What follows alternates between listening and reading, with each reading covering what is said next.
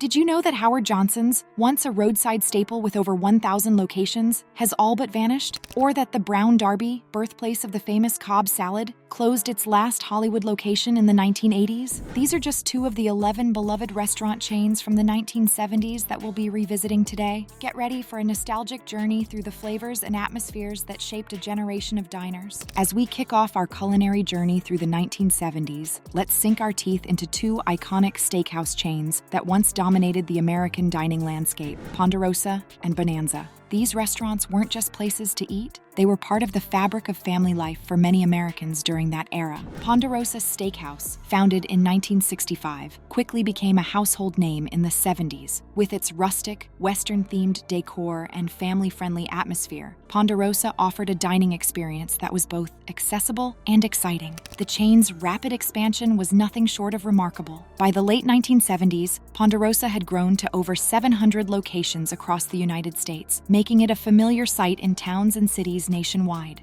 What made Ponderosa so appealing? For starters, it offered a winning combination of affordable prices and generous portions. Families could enjoy hearty steak dinners without breaking the bank. The restaurant's all-you-can-eat buffet, featuring a variety of salads, sides, and desserts, was a major draw. Kids loved the casual atmosphere and the freedom to choose their own sides, while parents appreciated the value for money. Not to be outdone, Bonanza Steakhouse offered a similar dining concept. Founded in 1963, Bonanza took its cue from the popular TV Western of the same name. Like Ponderosa, Bonanza built its reputation on affordable steak dinners and a welcoming, family-oriented environment. The chain's salad bar became legendary, offering a wide array of fresh vegetables, toppings, and dressings that allowed diners to customize their meals. Both chains thrived throughout the 1970s, riding the wave of America's love affair with beef and the growing trend of casual family dining. They offered a middle ground between fast food and more upscale restaurants, filling a niche that resonated with middle-class families looking for a night out that wouldn't strain their budgets. However, as the 1980s dawned, these steakhouse giants began to face significant challenges. The rise of fast food chains with drive-through services offered even quicker, cheaper meal options. Competitors like McDonald's and Burger King began to dominate the casual dining market, attracting families with speedy service and playgrounds for children. Changing consumer preferences also played a role in the decline of Ponderosa and Bonanza. Health concerns about high-fat diets led many Americans to reduce their red meat consumption.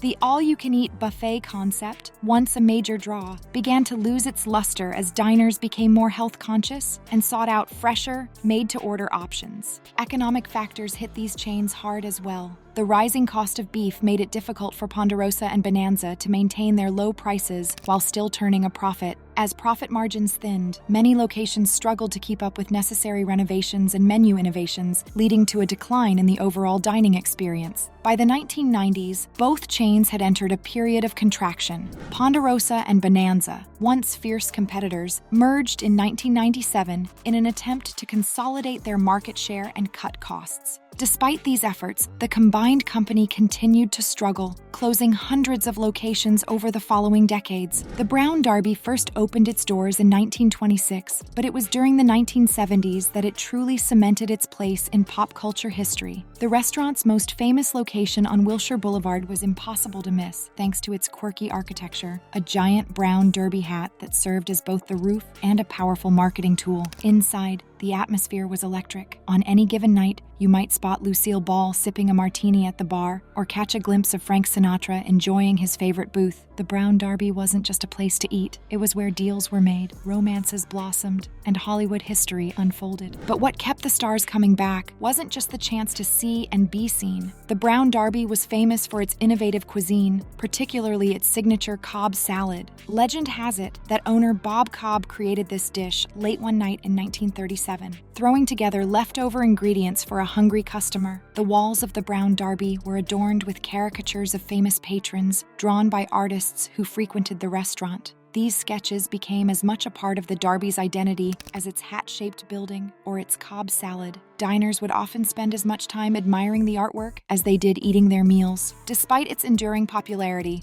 the Brown Derby faced challenges as the 1980s approached. Changing tastes in cuisine and dining experiences began to impact even this Hollywood institution. Additionally, the real estate beneath the restaurants became increasingly valuable as Los Angeles grew. Developers began eyeing the prime locations for more lucrative projects. In 1980, the original Wilshire Boulevard location closed its doors, unable to compete with the changing landscape of the city. The other Brown Derby locations held on for a while longer, but one by one, they too shuttered. The last remaining restaurant, in Disney MGM Studios in Florida, closed in 2017, marking the end of an era. Yet, the influence of the Brown Derby lives on in modern dining culture. Today, we see echoes of its legacy in the many celebrity-owned restaurants that dot the landscapes of Los Angeles, New York, and other major cities. Stars like Robert De Niro, Eva Longoria, and Justin Timberlake have all tried their hand at the restaurant business, following in the footsteps of the Brown Derby's star-studded heritage. Howard Johnson's, affectionately known as Hojo's, was a sight for sore eyes on long road trips. With its distinctive orange roof and weather-vane spire, it stood out like a beacon to hungry travelers. Founded in the 1920s, Hojo's reached its zenith in the 1970s, boasting over 1,000 locations across the country. What made Howard Johnson's so special? For starters, it was more than just a restaurant. Many locations included a motor lodge, making it a one-stop shop for road-weary families. But it was the food that really put Hojo's on the map. Their menu was a nostalgic treasure trove of American classics, from fried clam strips to the legendary Frankfurt, and who could forget their ice cream? With 28 flavors to choose from, Hojo's was an ice cream lover's paradise long before the days of artisanal gelato shops. Meanwhile, Victoria Station offered a dining experience that was truly off the rails, in the best way possible.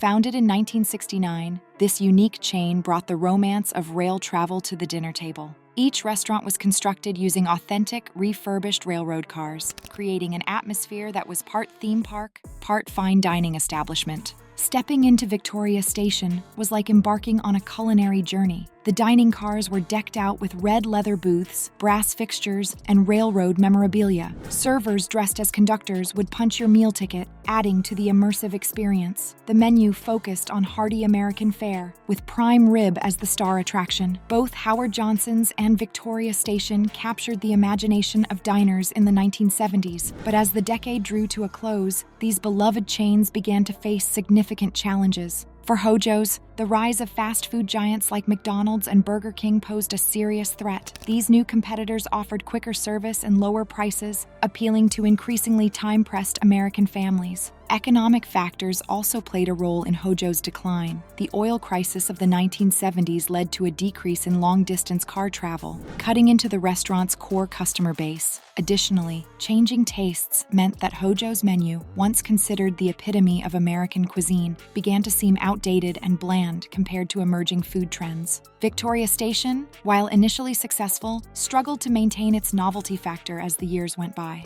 The cost of maintaining and renovating actual train cars proved to be a significant financial burden. Despite their eventual decline, the legacy of these roadside favorites lives on in modern dining culture. Howard Johnson's pioneering approach to franchising and its focus on consistent quality across locations laid the groundwork for many of today's restaurant chains. The emphasis on creating a memorable, family-friendly dining experience continues to influence the industry. Trader Vic's and the Magic Pan. Trader Vic's, founded in 1934 by Victor Bergeron in California, reached its zenith of popularity in the 1970s. This Polynesian-themed restaurant transported diners to a tropical paradise with its tiki decor, dim lighting, and the sound of gentle ukulele music in the background. But it wasn't just the ambiance that made Trader Vic's a sensation. It was the innovative cocktails and fusion cuisine that kept people coming back for more. At the heart of Trader Vic's appeal was its bar menu, featuring a dizzying array of tropical drinks served in distinctive tiki mugs.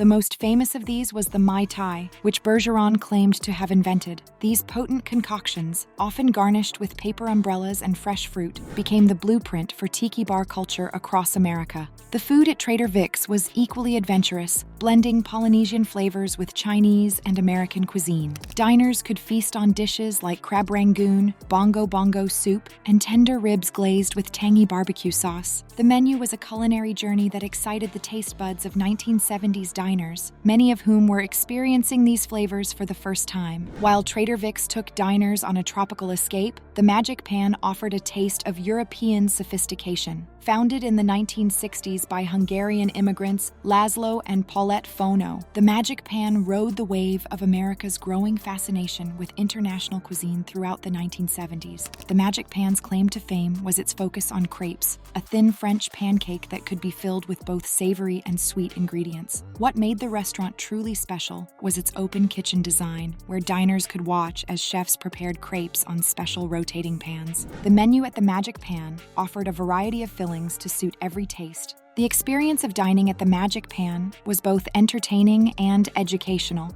introducing many Americans to a wider world of culinary possibilities. Both Trader Vic's and the Magic Pan enjoyed tremendous success throughout the 1970s, but as the decade drew to a close, they began to face challenges. Changing dining trends played a significant role in their decline. As health consciousness grew in the 1980s, the rich, indulgent dishes that were staples at these restaurants fell out of favor. The cocktail culture that had fueled Trader Vic's popularity also waned as Americans became more aware of the dangers of excessive alcohol consumption. Corporate acquisitions also played a part in the downfall of these innovative eateries. The Magic Pan was acquired by Quaker Oats in the 1970s, a move that led to rapid expansion, but also a loss of the personal touch that had made the restaurant special. Similarly, as Trader Vic's expanded, it became increasingly difficult to maintain the quality and authenticity that had been its hallmark. By the 1980s, both chains were struggling. The number of Trader Vic's locations in the U.S. dwindled significantly,